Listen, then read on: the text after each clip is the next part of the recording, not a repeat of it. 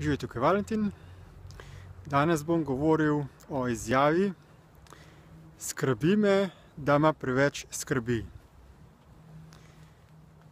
Poznate mogoče kakšnega človeka, ki je zelo skrben in potem stalno govori: joj, kako mene skrbi, da se ne bi to pa to zgodilo. Skrb je za marsikoga nek sinonim za ljubezen. Če nas za nekoga skrbi, naj bi to pomenilo, da imamo to osebo radi. Kajti ne želimo, da bi se tej osebi zgodilo kaj hudega. In zato stalno razmišljamo o tem, kaj vse se lahko groznega, strašnega zgodi tej osebi, ki jo imamo radi, in nas potem na ta način skrbi, da se te stvari ne bi zgodile. Ampak kaj s tem povzročamo?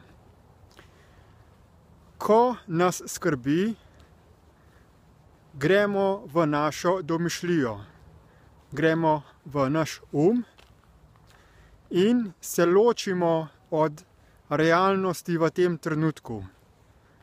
Zgubimo zavedanje, kaj se dejansko dogaja tukaj in sedaj, temveč gremo v domišljijo in v domišljiji ustvarjamo neko iluzijo realnosti, neko paralelno, alternativno realnost, ki je drugačna od te realnosti. In to je neka domišljija nekega dogodka, za katerega ne želimo, da bi se zgodil.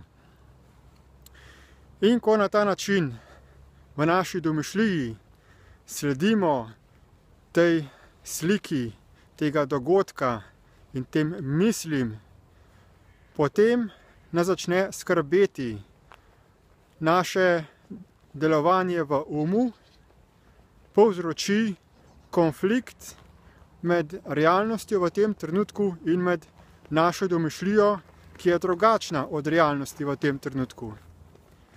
Na ta način se povzroči v našem konflikt, trenje, ki povzroči energijo oziroma občutek ali čustvo skrbi, strahu.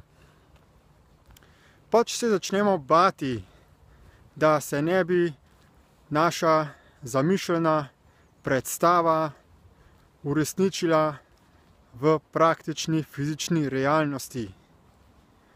Ampak kaj s tem naredimo? Ali lahko s tem, da nas skrbi, da si predstavljamo, kaj vse ne želimo, da se zgodi, ali s tem karkoli pripomoremo k temu, da se neka stvar ne bi zgodila? Prav nič. Kajti tisto, kar si mi predstavljamo v nima nobenega učinka na univerzalno fizično realnost. Edino, kar za to skrbjo naredimo, je to, da s temi energijami strahu uničujemo in sabotiramo svoje lastno fizično telo, svoje lastno zdravje. Kajti vse te misli in čustva in domišljija rabijo energijo, ta energija pa se proizvaja s tem, da se pretvarja življenjska sila iz našega fizičnega telesa v to domišljijsko energijo. In posledično pride do zatiranja našega fizičnega telesa in do staranja in naposled telo umre, ker mu posrka vso življenjsko energijo. Pa tudi z našo skrbjo lahko še povzročamo konfliktne odnose, ker zaradi naše bojazni, da bi se nekomu nekaj hudega zgodilo, potem tako osebo začnemo ščititi ji prepovedovati, da bi recimo delala kakšne aktivnosti, ki so potencialno nevarne. Recimo nas skrbi, da mogoče imamo mi otroka in nas skrbi, da bi naš otrok se poškodoval v avtomobilski nesreči. In prepovemo otroku, da bi se vozil za avto, ker ne bi s tem preprečili to poškodbo.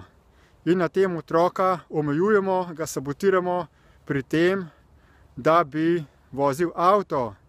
In tudi za našo skrbjo v njega vnesemo strah. Mogoče tudi potem, ko dovolimo čez nekaj časa, da začne voziti avto, ko gre v avtošolo, ima izjemno močan strah, da se mu bo kaj zgodilo. In potem, ko tudi samostojno začne voziti avto, ga je stalno strah, da ne bi povzročil kakšno prometno nesrečo ali da bi se kdo drug zaletel v njega.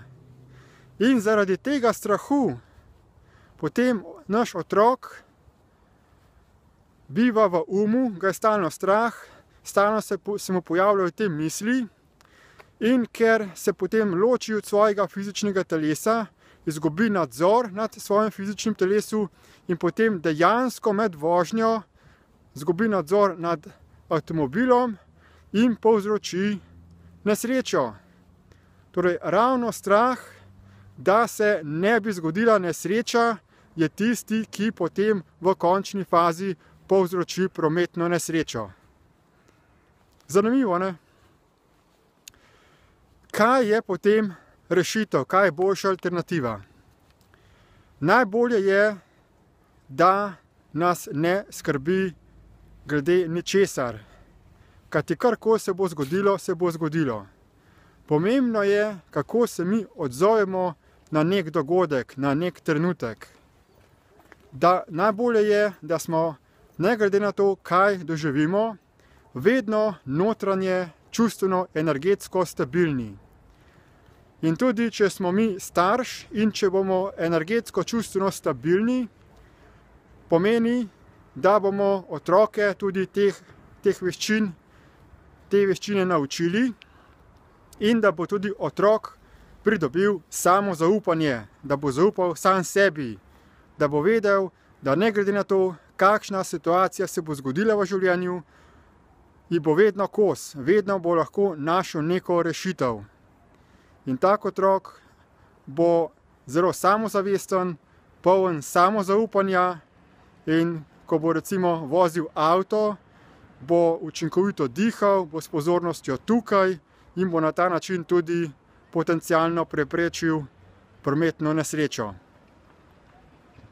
Vabim vas, da si pogledate še dodatne povezave za podpornimi informacijami glede tega, kako doseči čustveno stabilnost, kako se osvoboditi prekomernega strahu in skrbi in kako postati oseba, ki je samozavestna, ki zaupa v sebe in da bo kos vsem izzivom v življenju. Hvala lepa za pozornost in nasvidenje.